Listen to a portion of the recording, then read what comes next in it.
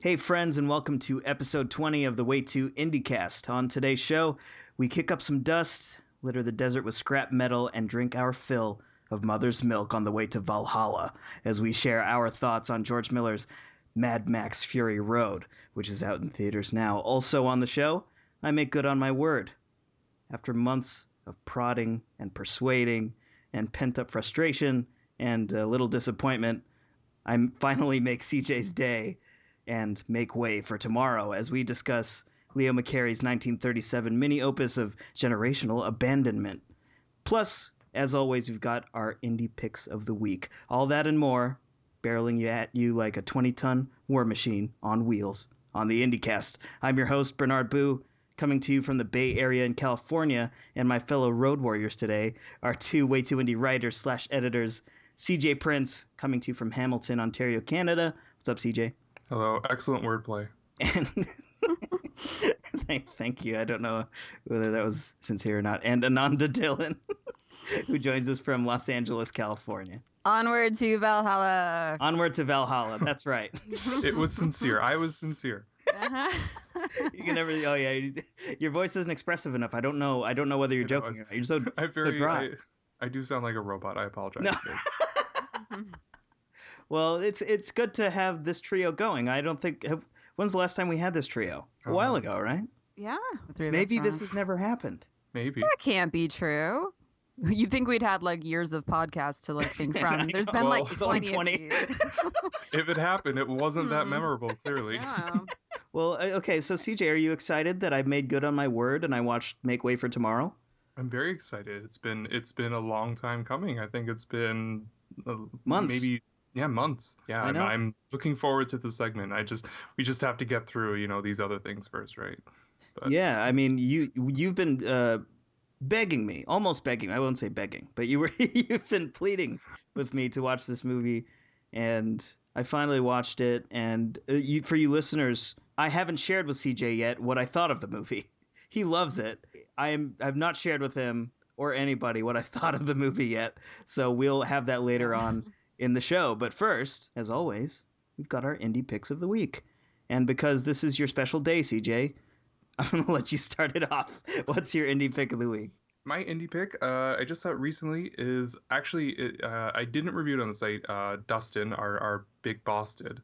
I liked it more than him. It's a film called Reality by, I can't pronounce his last name, but I think it's Quentin Dupieux, which if music fans might know him as Mr. Oizo. He directed Rubber, which is a movie from a few years ago that I adored. This kind of brilliant meta film about a rubber tire that can blow people's heads up with its mind. It's a very strange movie. What? It's a weird film. Yeah, but I loved it. It was just this brilliant meta concept of people who are in a shitty movie, know they're in a shitty movie, and try to escape by killing the audience, which is just this. I don't know. I love that concept, but. Since then, he's made, I think, 2 other films. One called Wrong, which I didn't really care for. It was more weirdness for weird's sake. Me neither. And Wrong Cops, which I didn't even finish it. It was terrible. This, I feel, Reality is kind of a return to form for him. The best way I can describe it is it's kind of like a puzzle movie where the person makes this puzzle, doesn't know how to solve it, and then just gives up and just makes it even more weird and confusing. It starts with a little girl named Reality whose father hunts a boar, and when he's cleaning out its insides, a VHS tape falls out, and she tries to find out what's on the tape. But then you find out that this story is actually a movie within the movie, and the producer of said movie meets a cameraman from a TV show that's a completely different story who wants to make a movie, and the producer says, you can make your movie, but you have to record a sound effect of the perfect groan of pain within 48 hours. So that guy goes off and does that, and there's another subplot, and all these subplots are going on, and it doesn't make sense. There's dreams, movies within movies, side plots, and they all merge with each other and blend and separate. And it's just this confusing mess of a film, but it's actually really funny. I just really enjoyed that the film establishes like this logic and then just breaks that logic purposely throughout the film. And it's also just very strange and surreal and funny.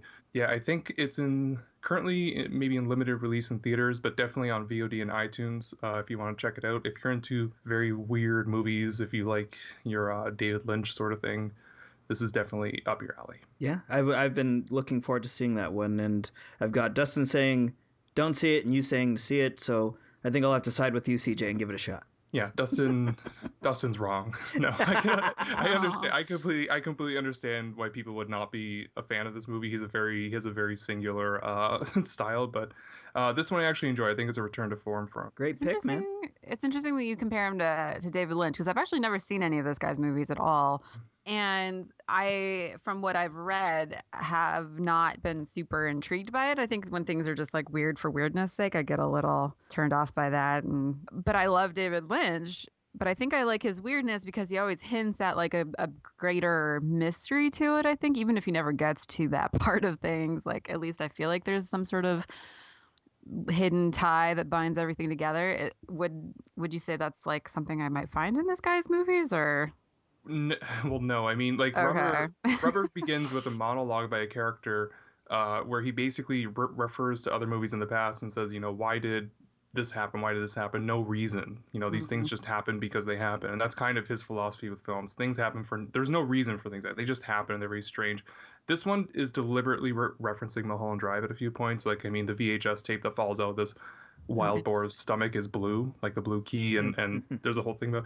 So it takes place, in California, and it feels very much like a big reference to Mulholland Drive. But yeah, I mean, I don't know. Like I said, it's a crapshoot with people. He's a very divisive filmmaker, so sure. I don't know. If you prefer some sort of greater picture, I would say no, reality's not for you, because it totally just dives into a rabbit hole of weirdness and confusion. Sounds like my kind of thing. I think I'm gonna check that one out. Now, Ananda, what have you got for us? Let's see if I am as kind to your pick. Oh, I didn't know what we were being torn down. I kid. Ooh. My indie pick of the week is Slow West, which was released this past Friday. You can find it in limited theaters and also available via VOD platforms.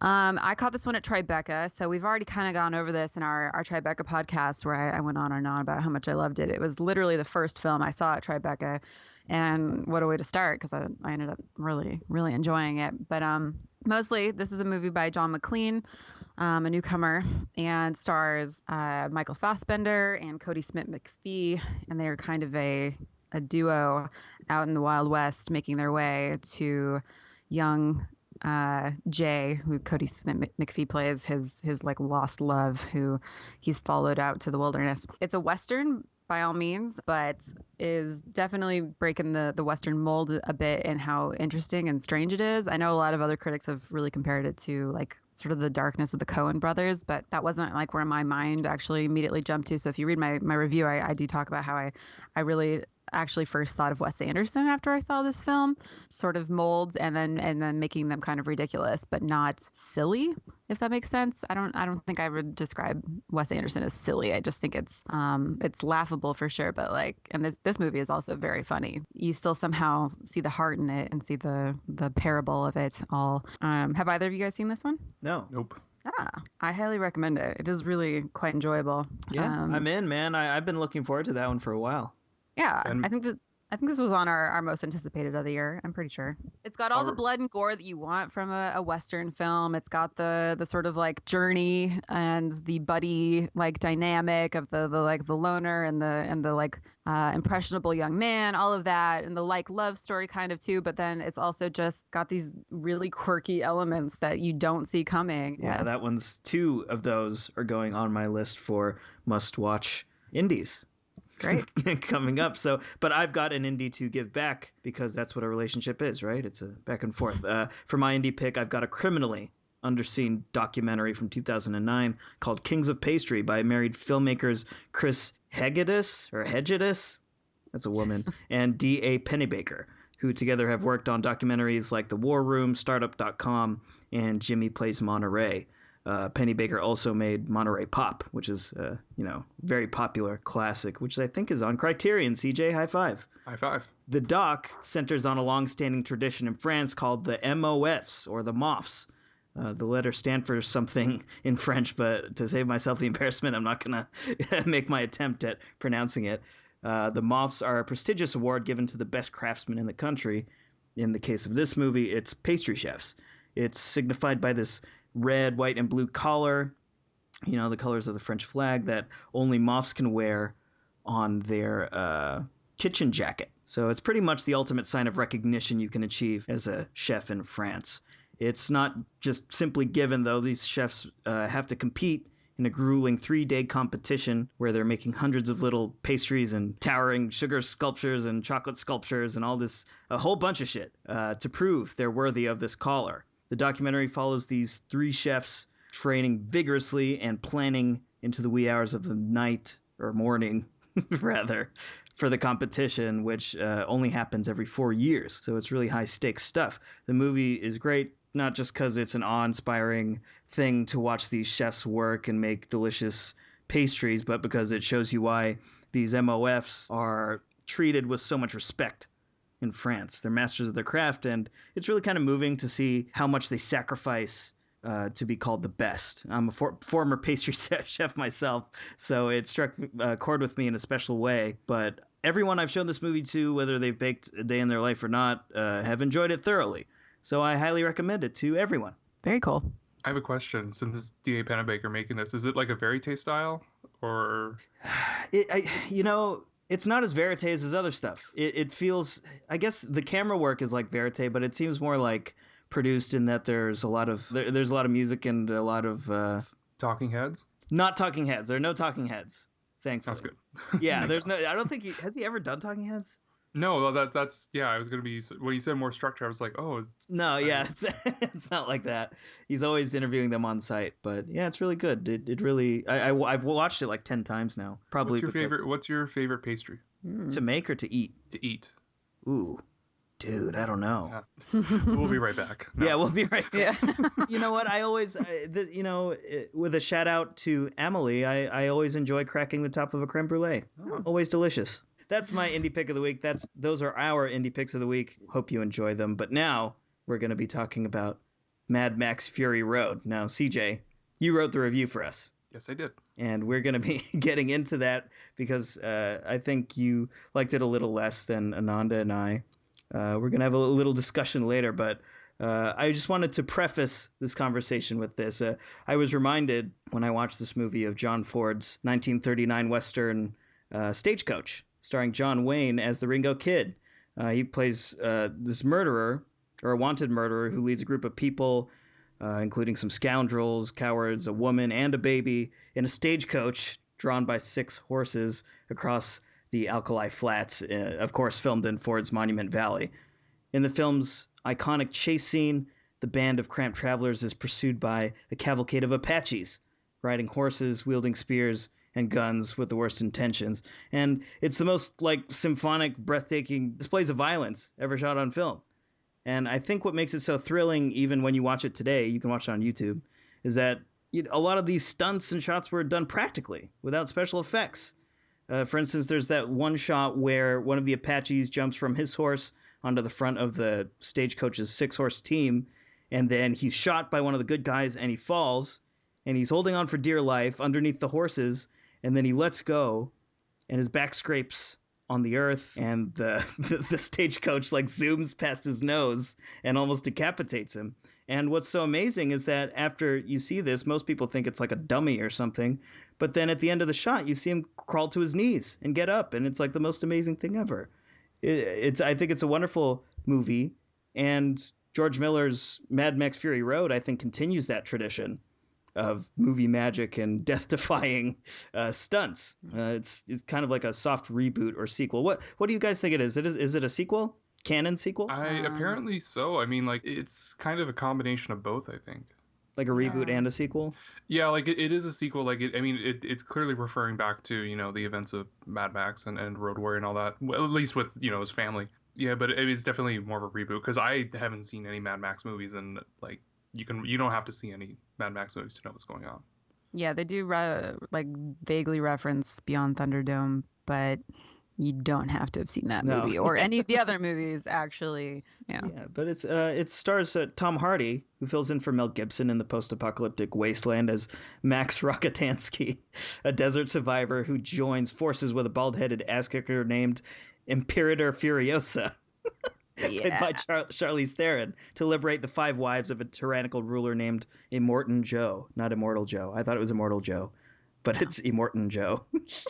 The majority of the film sees Max and Furiosa and the wives and one of Joe's misled minions, played by Nicholas Hoult, as they tear across the desert in their war truck of sorts. It's kind of like their stagecoach, as Joe and his devilish army of grunts pursue in their decked-out kill cars. I enjoyed this film. Ananda, I think you enjoyed it as well. I very much enjoyed this movie. CJ, you mildly enjoyed it. Yeah. But you did enjoy it. You enjoyed parts of it. Yeah, it was okay. It wasn't like it. You know, I mean, everyone's hailing this as like one of the best action movies ever, best movie in the last decade, blah blah blah. I thought it was fine. Yeah, well, okay. So you wrote the review, so let's run us through your thoughts, your not just your review, but you know what I mean. Okay. I'll keep it just simple. Yeah, I mean, my review I kind of delve into a little bit, but you know, I was looking forward to this. You know, I like the kind of simplistic, basic action movie I was referring to. In my review, I referred to, say, The Raid Redemption and Dread, 2 films that also have very simple premises and just go straight action throughout. This one, for me, I don't know. I mean, it is a huge spectacle. The action is well directed. I mean, one of the things I said to someone after seeing it was I feel like George Miller wanted to like make a Zack Snyder movie, but with actual direction, like someone who actually knows how to direct a movie. But no, for some reason watching it, I don't know. I use this kind of lame comparison, but I always compare, you know, watching films like, you know, you're watching like an illusion, a magic trick or whatever. And, you know, if someone's really good, you're kind of, you get lost. You're not thinking of, you know, like how things are done. But then there are times where you're actually trying to, you know, figure it out, and you can like get an idea of how it's being done. That's kind of what it was like for me. You know, I could see the gears in the machine. You know, it's meant to be this kind of immersive film. It puts you into this world, very little exposition, so you kind of have to piece it as you go, which is one of the better parts of the film.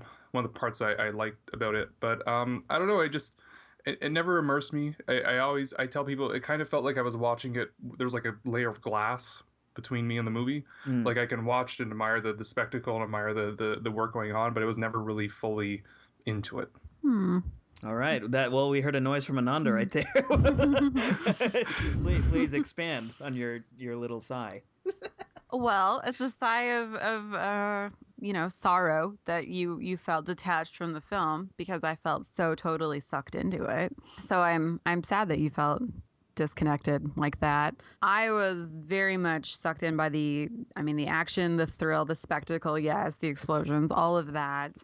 Like a good action film should. And I did feel edge of my seat and all that, and definitely felt anxious for our characters at many points. But I have to say, you seemed to think it was a bit formulaic. Am I right in saying that? Okay. What I say in the review is that, you know, it's, I think, for me at least, and I think for a lot of people, part of the appeal of this was that it looks so much different from anything that's come out in the last how long from big summer tentpole films. So I'm not saying that I was expecting it to be like this big thing, but it was, I feel like maybe I was detached because I saw the structure, you know, like I could see, okay, this is this story beat. This story beat's going to happen next. Like, also I say in the review that, you know, when your movie is basically takes place down one long, you know, stretch of desert, and you have like, you know, it's like a 2-color landscape, teal and orange. You know, if you're not having some sort of variety in that sense, it can get a bit monotonous, which is kind of what happened to me. Like I was getting a little restless. That's interesting. Towards the end. Yeah. I think I actually thought I would be bored in a 2-hour-long car chase, because, you know, they'd eventually hit the end of the road, right? Like literally. And I was actually really surprised at how much I didn't see coming. And not like major plot twists that anyone's going to be like, whoa, like crazy about. It's not like Sixth Sense over here or anything. But like the protagonists are very much leading the story. Like granted, they're leading the car chase. They're being chased. They are literally leading. But I think that they led the story throughout the entire, even up until the very end, making that decision and sort of taking the third act for themselves in a way that I wasn't expecting. And it's interesting you bring up that specific part, like the kind of turning point to the third act when, you know, they make that decision. Because for me, that was one of the things where it was very transparent, because when you're transitioning from the second act to the third act, you have the kind of, I'm going to refer to, there's this book called Save the Cat, which is Oh, yes. kind of, yeah, the screenwriting Yeah, guide, and that's, course. and I mean, this film follows it to a degree. Actually, I just watched, what was it, St. Vincent, like a week ago, and it followed that by the letter. It was insane. But this one, like, it was like the all is lost moment of the second act, then Dark Soul of the Night, and then it was like transitioning over to, okay, now we're gonna make the splits last minute, crazy decision that's going to transition us into the third act. It wasn't really like an experience for me. It was like a schematic. Like I was watching this plan being done, and I don't know, that type of stuff doesn't work on me, I guess. Well, we could talk about what kind of everyone's talking about, not to get about into the obvious, but I'd say that like the most surprising thing about this film is that Mad Max is not actually our like lead character, which considering the title is definitely surprising, I found. And I'd heard the rumors about this movie being considered a, what do we call it, feminist film before I went and saw it, but didn't really like think too much about that going into this movie. But like this movie is Charlize Theron's movie. Like she is definitely at least equal to in backstory and screen time, and definitely the lead in most of the action. Like Max does a fair amount, but like she's very much the leader in pretty much almost every way. So you weren't surprised by that? No, I mean, they're fine. Like they're there. It's like an appreciation. I admire it, but yeah, Charlize Theron just recently, I think she was at Cannes, and she said something really just great about the whole feminist thing. Because she said she didn't think that George Miller had like a feminist agenda up his sleeve. Yeah. She said it's just truthful. Exactly. And she said, the quote she said was, George has this innate understanding that women are just as complex and interesting as men. So through just his need and want for the truth, he actually made an incredible feminist movie. Which I think is like so bang on. But like I said, it's a thing that I admire, but I mean, I can't really, I don't know, I'm not going to be like, this movie has, like feminist movie. And sorry, it just sounds weird to say that. No, I know. I don't even like saying it like yeah, that. Like the word, yeah. Like inadvertently, it definitely is. Yeah, no, it has strong like feminist themes, and but that's not like, that didn't really bowl me over or win me over on the movie. Well, I think, you mentioned one aspect of the film, which is this structure, like the larger narrative structure, I guess, which is schematic, like you said. And I actually totally agree. I don't think there's any disputing that, that the larger narrative is, is formulaic. But I think in a movie, almost every other element is really brave and inventive and imaginative and colorful and surprising. I think for me, and I think I actually really love your review, CJ, and I think you make great points, and I understand why you didn't like the movie. But for me, I think with all of the crazy shit you see in that movie, and you do see, I don't know if we've gotten this across for people who haven't watched this movie, but this movie does have batshit crazy shit going on all the time, despite the larger narrative being very formulaic. Simplified narrative structure actually has a good counterbalance and a good framework for all that crazy visual insanity that we see throughout the movie. That's how I digested it. I would disagree with that, because I think that if you're trying to make this, you're portraying this, like, I hate saying the line over and over, like, like they say, the world's gone mad, everyone's crazy. I want to, like, feel like, holy shit, like this is like bonkers and crazy and stuff. So I wouldn't think that, because really, if you're portraying, insanity, there is no counterbalance. So I don't like that. That's just how I feel about it. Like I think that. Feel like, how did you? I'm surprised that you didn't feel the stakes of it. There's certain things. I mean, they say like know the rules and then you can break them, right? So I felt like I don't mind a little formula in any of my movies, and you're gonna find it in pretty much every movie. Yeah. It's just an industry that's been along too long. But so maybe, I mean, there's also a reason why most action movies are like a hybrid genre, right? You've got like an action thriller, you've got a sci-fi action or a spy action movie, or a dystopian action, which is like what this one is.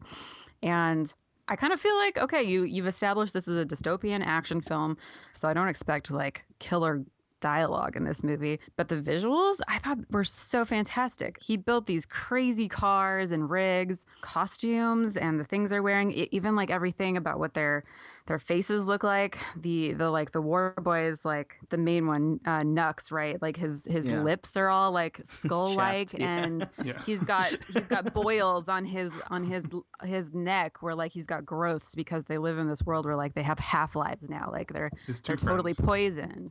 Exactly, his two friends, and he puts little smiley faces on them. Like, that is insanity right there. Like, that sounds like craziness to me. And they spray paint their mouths silver when they're getting ready to die, like commit suicide for their cause. This sounds craziness to me. And I felt like the main people at stake here are these women who are trying to outrun the control of men. So like maybe I relate to that a little bit more, but not that I'm constantly in danger of men trying to control me, but I felt the stakes of this one, and more so than just a couple of dudes fighting each other because they're dudes and they fight. This one felt way more real than any of the other Mad Max movies to me, which were mostly based in vengeance. Like the first movie, he's going after these guys because they ran over his wife. But this one felt great because there was a real cause, and I could get behind it because that's a freaking horrible cause. Like when a man's trying to control a woman and her body. Yeah, I don't know. All of that seems like high stakes. How do I put it? There are plenty of things. I mean, like you can appreciate on that level, but even people who can't relate to that in the same way you have, there are plenty of other things that they can appreciate. Like I am not anti Fury Road. Like I don't have anything particularly against it. I was kind of not underwhelmed, just I guess whelmed. I don't know. Yeah, you didn't give it a negative review, really. I didn't. I had average nothing. Not even average. Like it was above average. Like it was literally above average because it was a 6. But like I was just like, I'm like, do I just not like car chases? Like maybe that's what the issue is. Like I was just like, maybe I'm just not. But then I watched. Actually, the next day I saw Furious 7, and I really liked Furious 7. Like I was really into it. I enjoyed it way more than Fury Road, and everyone's like, "You're insane." You see? Seriously, man, what? Furious 7 was like it was fun, and like I don't know. I feel like because I don't think Furious 7 has the same aspirations as Fury Road does at all. So maybe that's why it's just I can enjoy it on the terms that Furious 7 does versus what Fury Road does. But I liked your review, and I read it, and I totally understood that was your experience. That's what happened for you. And I get it. It's totally understandable why that happened, that you got caught up in the mechanisms behind everything you're seeing on screen. And that's always a bad experience. I think we've all gone through that when we were watching a movie, especially as critics. We watch movies all the time. We can recognize these things. But for me, I introed this segment by invoking John Ford's Stagecoach. And I love that movie. And I think what's cool about Fury Road the reason I liked it so much specifically was because of how many of the stunts were performed practically. And it reminded me of, like, it's like they're making movies, they love making movies. It's not this, I just watched The Avengers, and it's just, I didn't love that movie, but I love the action sequences. But they were, artificial. They were not. Very. You know what I mean? Like these were cartoon characters essentially running around on screen and shooting lasers, which is cool in one way. But going from that to watching this movie, where there's a real sense of, I think, gravity in this movie is almost like a main character. The gravity affects almost everything that happens on screen. From there's these wonderful creations where there are these cars with these towering poles that kind of bend and sway in the wind with these dudes on top of the pole. So they're just like, kind of, what do they look like? Palm trees. They look like Cirque du Soleil performers. Cirque du Soleil performers. Mm-hmm. And gravity is, you can just, from everything you see on screen, from the cars toppling to people jumping from car to car or those guys swaying back and forth on those poles, you feel the gravity and the weight in this film. It's not, you watch Avengers and people are flying. It's like a different kind of thing. There's a real sense of danger and weight and suspense for me in this film. And that's what I like the most. But like, I mean, it's reminding me because like in the climax, when Charlize Theron goes up she's face to face with Immortan Joe and she says, "Remember me." And I remember seeing that, I was like, well, they've never really, like, for me, it was like, that's the first time they really were on the screen together. Like I think the only time they shared any moment together was like at the beginning when he's like announcing her as she's going to leave. I remember seeing that. It's just like, I'm like, it was just completely empty to me. Like it's like this, like this badass like one-liner thing. But in my head, I'm like, well, you haven't established anything that would give any weight to what she was talking about. That's why I think so. It felt like some of the film was just fulfilling the expectations of an action movie. It was fulfilling, what we've come to expect, and that was disappointing for me. So I don't know, I mean, I guess I did look at it on this bigger scale than like when You're I really very pragmatic perspective. I just want to dive in. Like that's why I brought up the Ray Redemption, I brought up Dread. John Wick is another example of like a really great, and actually funnily enough, John Wick does a great job at like establishing this really unique universe. Which I heard it was good. I honestly, that was the most shocking thing about John Wick, because it actually establishes like this whole world and universe, and you're kind of, and I was like what is, like, I want to know more about this. Like, it was this whole like crazy society thing, and it's funny how I remember watching that and enjoying it, and then like Fury Road, I was just sitting there, like watching this stuff, and yet nothing ever registered for me on that level. And actually, I'll just point out, like, the person I saw it with actually liked this less than me, which What? shocked me. You know what? At the risk of sounding like a total jerk, Oh God. Here we go. Sorry.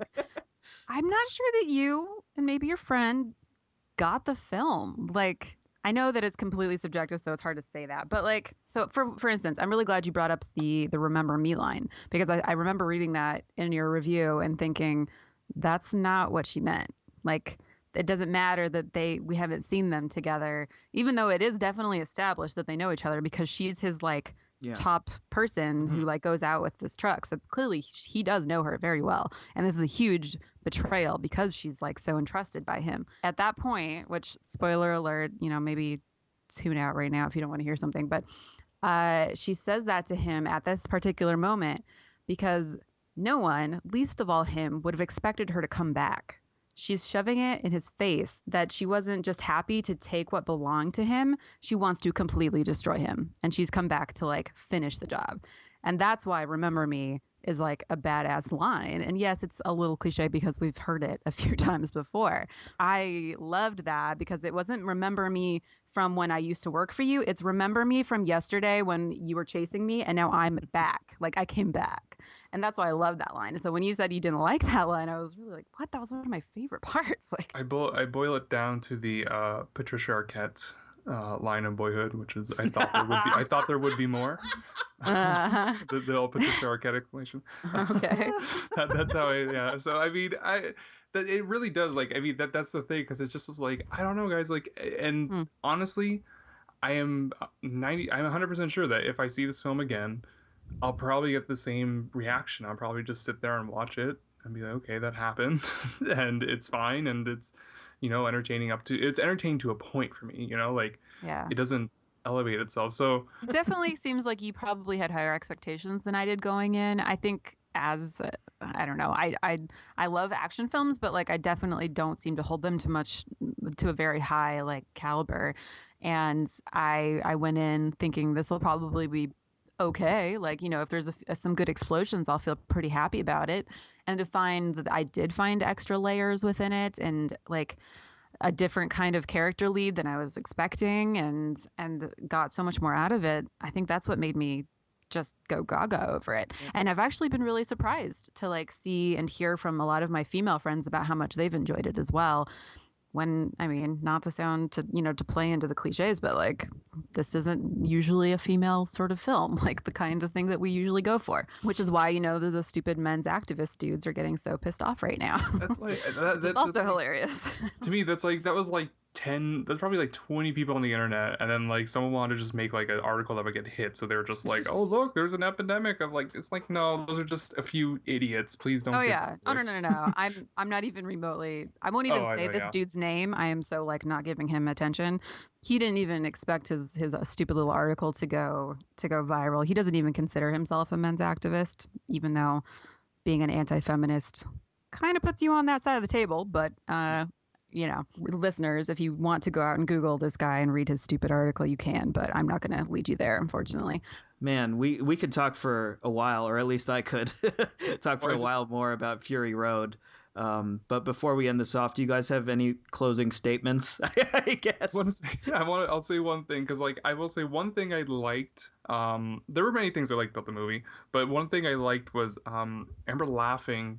I think it was after the big, like, one of the many chase sequences, but it was somewhere in the first half where, like, it was like a lull, like the chase ended and it was a lull in the action, but the lull in the action was Furiosa going underneath the truck to fix it while it's barreling down like full speed. And I laughed because I'm like that's like the calm moment when she's underneath the truck going full speed like 90 miles an hour just trying to fix something. Ananda, you have anything to leave us off on? that I hope, despite our back and forthing, that you will consider seeing this film. It is actually very, very well done. And CJ, you agree with that. I know you do. But yeah, I don't know. I've said so much about this movie, but I want to see it again. I know I will see it again.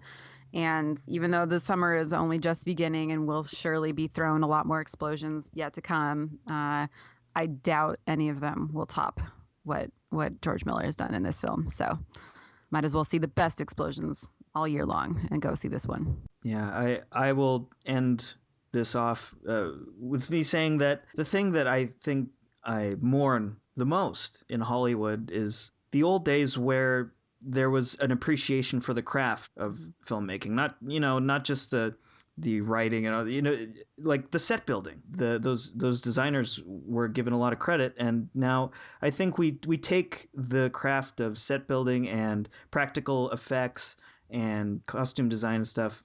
We take that stuff for granted a little bit because computers have opened our imagination so we can put pretty much anything we want on screen.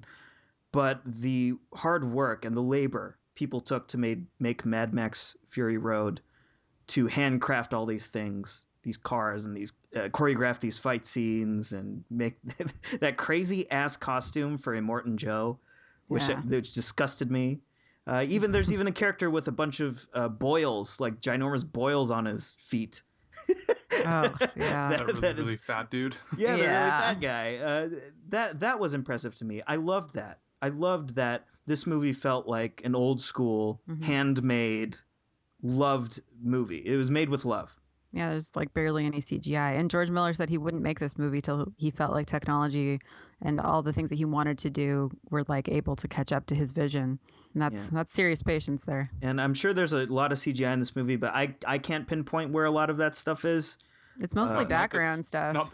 Not the giant sandstorm. I was gonna say it's all the atmospheric background stuff, but like no whole character is CG or all of the action is actually happening. You can see behind the scenes footage. In this day and age where our eyes are so conditioned to notice when a person is not real and they're made by a computer, the fact that I'm questioning in this movie whether what I'm seeing is real is a victory for me. So I really loved Mad Max Fury Road. I hope you guys see it and let us know what you think in the comments, but that's going to close out our discussion. I thought that was pretty good, guys. We got it all out on the table. That's awesome.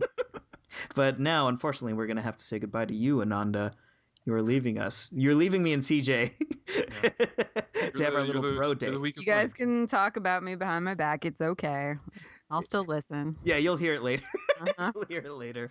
But yeah, thanks for joining us, Ananda. It's always good to have you on. Of course. And I'll talk to you soon. Guys, after the break, we're coming back so that I can settle the score with CJ and make things right. We're talking about Make Way for Tomorrow after the break. See you then.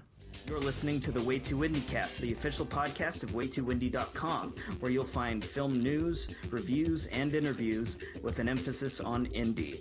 Follow us on Twitter at Way2Indie and like us on Facebook. Hey guys, we're back from our little tiny break. I know we always say we take a break, but it's just my voice again. You just hear my voice again talking about other stuff, but we're back. This is the real me, not my robot me that you just heard. And it's just me and CJ. And we are going to make things right. Yeah. Right, CJ? Yes. And okay, so we've said this before. We've talked about this before, but there's this whole saga around this movie, Make Way for Tomorrow, directed by Leo McCarey. Yes. Which is a classic, considered a classic by many, that I had not seen. Mm-hmm. It was a blind spot for me, and you wanted me to see it. Well, yeah, I mean the full story is to give a plug for our side project that we kind of leave in a shelter and then just come back to it when we please. The Criterion Club, where Bernard and I discuss Criterions. One episode we decided that we would each watch a Criterion film that we'd recommend to each other we haven't seen. So he recommends Seven Samurai to me, which I watched. I recommended Make Way for Tomorrow to him, which he didn't. Bernard, you didn't have a way to access it. Like you couldn't get it. You couldn't. I could have gotten it illegally, but yeah. Yeah. So for months and months you just didn't see the movie, and then it got announced on Blu-ray. Yes. For Criterion release. Did you buy the Blu-ray or did you? No, not yet. I am going to buy it, even though I've already seen it. But I actually borrowed it from someone who's a part of the saga, Mel Valentine. Oh, okay. So yeah, so that was what happened. Mel Valentine came on as a guest, and it just came up in the conversation. And Mel said, "Well, I actually have the DVD of it, and I will lend it to you." And that was the game changer. And I was like, "This is going to happen." And then now we're here. It's the moment of truth. Okay, so here's the thing that CJ left out. Doesn't CJ matter. was going insane for months that I hadn't watched this movie. Oh yeah, just nuts. So. You went nuts. Oh yeah, I Mad got Max. committed You went all Mad Max on me. Well, Max is kind of like more mellow in Fury Road. Yeah, you went nuts on me. Yeah, sad Max. But. Yeah, sad Max. You went sad Max on me, and you were very disappointed that I had not seen the movie. Well, I know that you, unlike other people. That sounds like I'm disparaging other people on the site, but I mean, like you're like the big. You're well into silent film. You're well into films from like the early classic cinema era. So I was like, this is right up your alley. You love. So I was like, this has to be a movie you would love. So that's why, and it's a classic. I was surprised that you hadn't seen it because you pretty much have everyone beat. You've seen so many classic films, But the reason this is a saga is because you were so upset. You wanted me to see this movie so bad. Every time we got on the Skype machine. You would give me shit for not having seen it. Well, here's the thing. I sat through 210 minutes of Seven Samurai, which I did not care for. Oh, poor thing. Poor thing. Yeah. And I was like, watch this 90-something minute movie, and you were like, oh, well, it's not on DVD. It's not available. I'm like, oh, come on. I'm like, go to a library. God, I bought CJ was giving me so much shit. It was driving me insane. Yeah, I had every intention of watching the movie. I think the thing that made you furious was that I didn't like the title before seeing the movie. Oh, yeah, that's what made you furious. You did like that 15-minute rant about how it was the least evocative title. It's the least evocative. It's true. It's like if you don't know anything about what that movie's about, that title means nothing. I feel like we should title... I've seen the movie and it fits now. we should title this discussion "Make Way for Too Indie." Wow, make way for Too Indie. Exactly. How does that works out too well? Make way for Too Indie. I'm writing that down right. Write it down right now. But anyways, long story short, I saw the movie. Here we go. Moment of truth. What did you think, Bernard? This is the moment, isn't it? Yeah, I'm not going to tell you yet. You got to say what the movie's about. They don't know what the hell this movie is. Right, that's right. So a little background. Leo McCarey made this film. It's actually a huge influence on Yasujiro Ozu and Tokyo Story. So it's about this old retired couple, Barclay and Lucy. At the beginning of the film, I believe this takes place like during or after the Great Depression, and they basically tell their kids that they've lost their home. It's being foreclosed and they need somewhere to stay. But the problem is the kids just don't have the accommodations for them. So, but two kids have accommodations, but they can only take one parent each. So the parents get separated. The mother lives in New York with, I think, her son. And then the father goes and lives with another child in a more rural area. So they're separated by quite a distance. And what happens is basically, by living with their children, the children kind of start resenting them and they start, kind of being really mean and unappreciative. And it turns to this very just kind of heartbreaking story about, like these kids, not respecting their elders and this couple who clearly love each other and are being separated by, these unfortunate conditions. So it's to me, it's a complete masterpiece. It blew me away when I saw it. And it's a really just devastating film, and it has a really beautiful final act. When it came out, the studio, I think, hated it. I think they hated the ending. The movie was kind of not given a proper release. It was dumped. But I think now it's kind of recognized as the kind of magnificent, really, I think, progressive movie it was at the time. Yeah, that was a good. That's what I watched. That is what I watched just recently. So here we go. This is one of the best movies I've ever seen. Like, it's an incredible movie. That's right. Let's isolate this. Just put a YouTube up, a small YouTube. Just call it CJ was right. # make way for Too Indie. This is why you're absurd. This is why you're ridiculous. CJ has made up in his head this contention that doesn't exist. Oh, I know. between he and I. No, I had no preconceived notions of this movie. I never said anything about what I expected. You have to understand, I am totally aware of this bullshit narrative, and I love to play into it. Like, it is so much fun. Like, you understand, this is like, I'm gonna start a fucking art house WWE rivalry. Like, Ooh. It makes no sense. But now it's over because we're on the same page. Yeah, we're on the same page. I mean, this is although I like Tokyo Story better, that's like, I don't even know why I mentioned that because they're both like amazing. Oh, they're both, yeah. I mean, like, you can't. I mean, they're obviously Tokyo Story is inspired, but you can't. I'm not saying. Like, I shouldn't have even compared them. Like, they're clearly directly inspired Tokyo Story. Yeah. And it hit me in almost the exact same way, you know. Mm-hmm. Although I think what's cool about this story of, like I said, I was talking to Mel a while ago, or I was at a screening with him, and I mentioned the phrase generational abandonment, and he really loved that for some reason.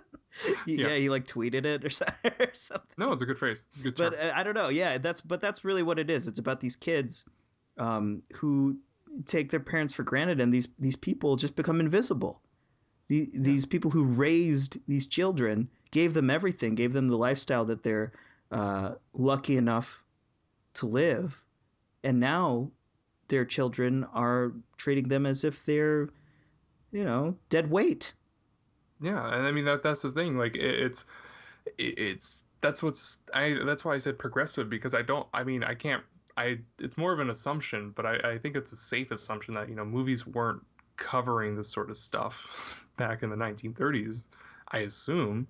It's a little. I remember that was what surprised me, that it's really, really. Well, it's incredibly nuanced. It's not. Yeah. It's not. I think Roger Ebert said of the movie. I just read his review a couple days ago. He said it was like, it's not a tearjerker. It's not begging for you to cry. This is it's very sincere, and it's an honest depiction of what the situation is. It's a situation that a lot of us are very, very familiar with. Exactly. The way we treated our parents, especially when we were teenagers, I assume. For most people, is we don't give them the respect they deserve. And it's funny. I'll tell a little story here. Back when my grandmother is 95 years old. She's going to be 95 next month, or a couple months from now. But when she was 90, she lived in San Francisco, and she would walk up and down a mile both ways, up and down a hill, to go to church every day. I don't know how she did it. She's 90 years old. And so one day I remember walking with her, and to me, she's like this mythical figure. I'm just so amazed by her, and how she could even... I'm panting as I'm walking up this hill back to her house from church, and she's, faster than me. But as I'm walking with her, it's that thing where she's this beautiful woman, incredible woman, but everyone we pass on the street doesn't see her. They don't give her a second look. Mm-hmm. She's invisible. She has a beautiful scarf on. She has got a great posture for a 90-year-old. She has beautiful clothes. No one pays any attention. Some people almost bump into her. That's one of the saddest realities that we have. It's because and the film, is why I think I loved it, is because it reflects of how I think we look at everyone in terms of functions. We function, and then once our purpose kind of, is no longer necessary, or severely reduced, there's no point. It's like, well, I'm not gonna, I think people are just, it's kind of like a switch, like that switch is off, like they don't have much use. Now you're just turned into this kind of burden, you're just being maintained rather than actually doing maintaining.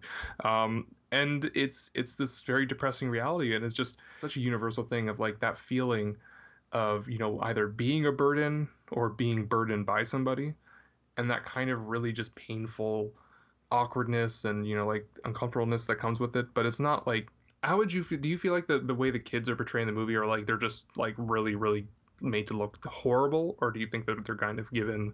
My favorite part of the movie is that the kids there's no clear-cut antagonist in the movie. The kids are not terrible to their parents. We understand why they're saying the things they say. We've all been there. They're not so cruel. They are in a way, because we're viewing it from, sitting in front of the screen as an objective viewer, but they're acting like human beings. Mm-hmm. They're not No, mustache-twirling villains. and it's funny because we had Dustin mentioned, I think Dustin was on a podcast or two ago and he talked about it briefly, and he was saying like he didn't understand certain things, and I always just found it funny because like like I understand what he means though, like watching it, like the practicalities of it didn't make sense, but it's really more than that. It's about that feeling and how that kind of transitional point, when you have your parents and you kind of go from relying on them to them kind of relying on you, and that just the pain that comes with that. Like, I'm trying to think, there's the one scene, it's stuck with me ever since, probably gonna stay with me forever. I guess semi spoilers for listeners, but it's the scene where the mom is overhearing the conversation. I forget if it was her daughter-in-law talking to the retirement home, or talking about wanting to put her in the retirement home. Yeah. And then she hears the conversation, and then the mother comes out, and then she basically pretends she never heard the conversation, but she volunteers herself to go to a retirement home. Like, she's just like, oh, I'm being a burn, I should probably go to a home. And that's like I was thinking to like the scene in The Simpsons where Lisa turns down Ralph, and it's just like that specific moment where his heart just breaks. Yeah. Like, that was me. Like, my heart just shattered into a million pieces watching that, because it just shows how like the parents, they have an awareness.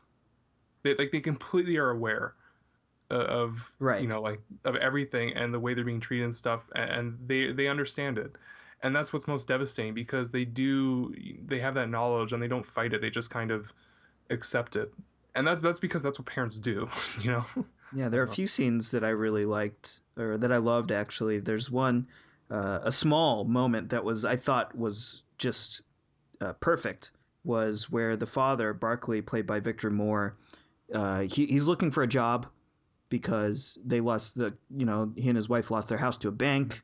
So he's walking down the street and he sees on the window of this business a help wanted sign with a bunch of positions listed underneath it. He's old, so he can't see or read the positions that are available. So there's a young man standing there, and he asks the young man to read to him what positions are available and if there's a bookkeeper position.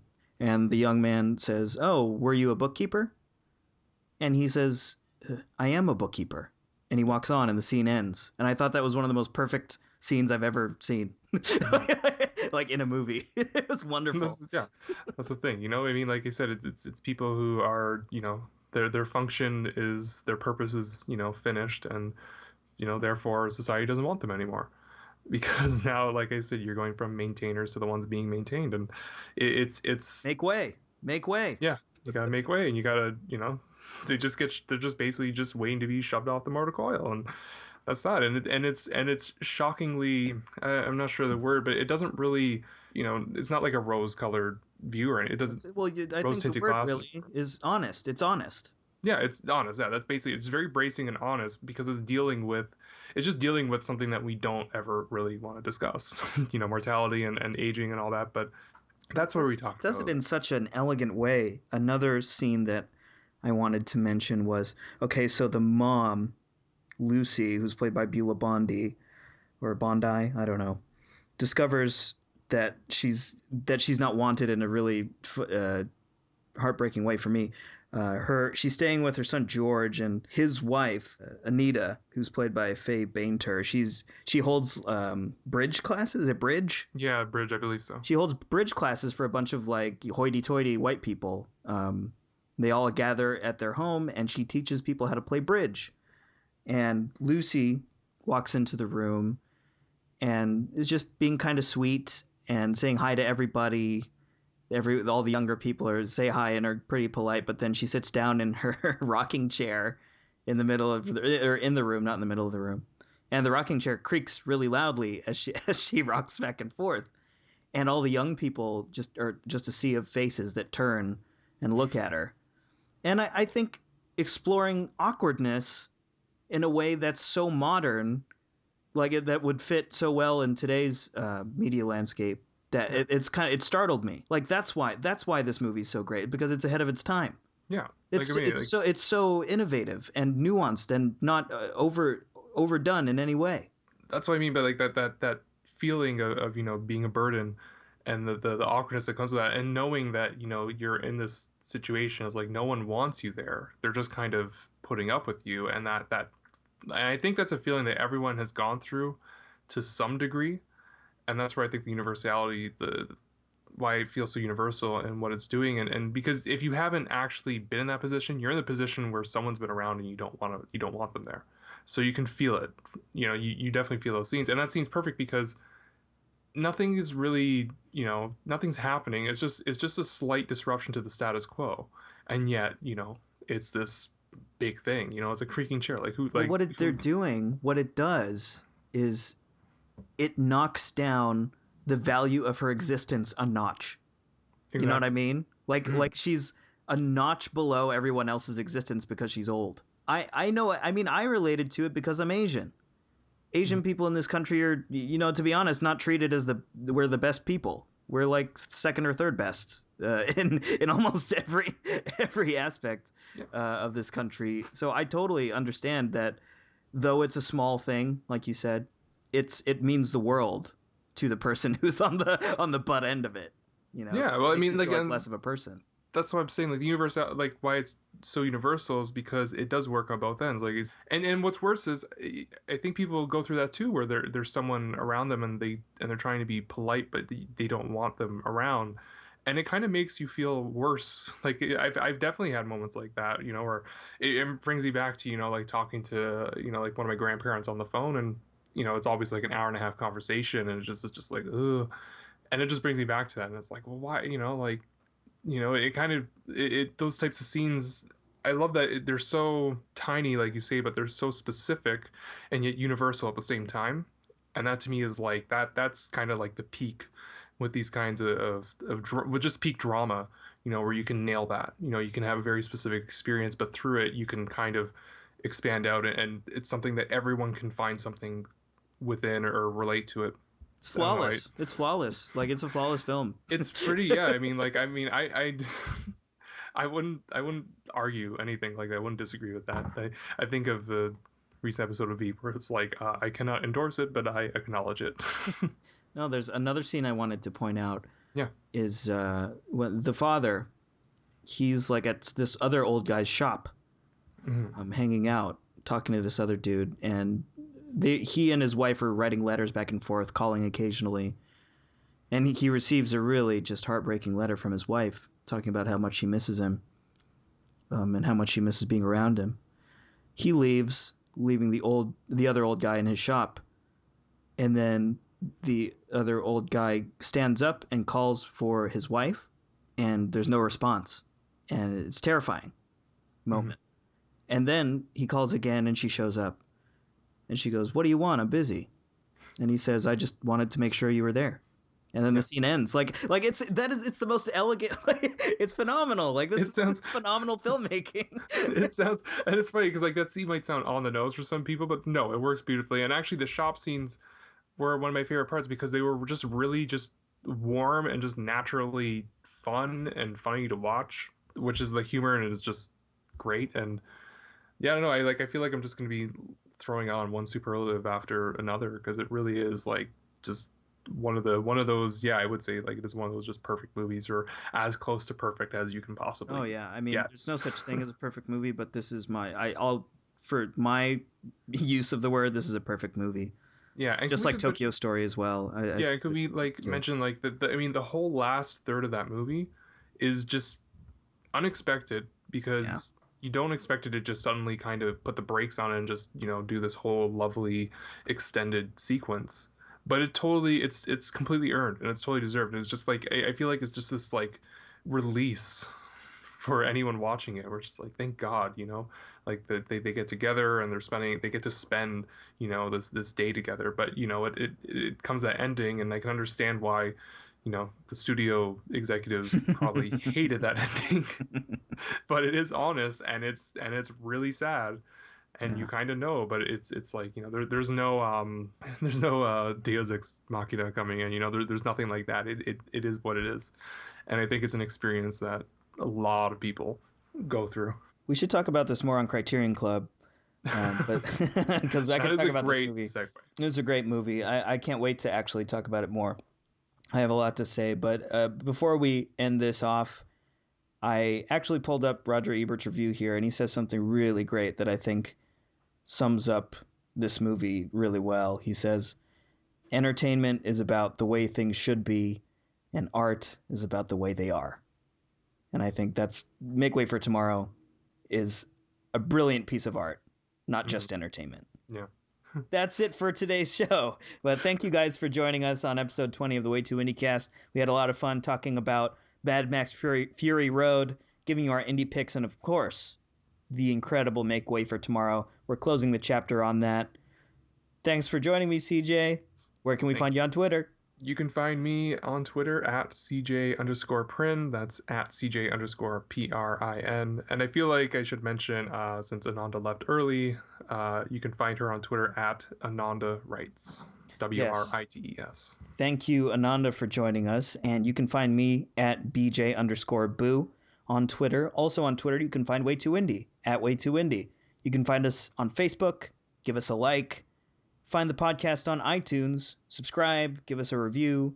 Find us on Stitcher as well, subscribe there.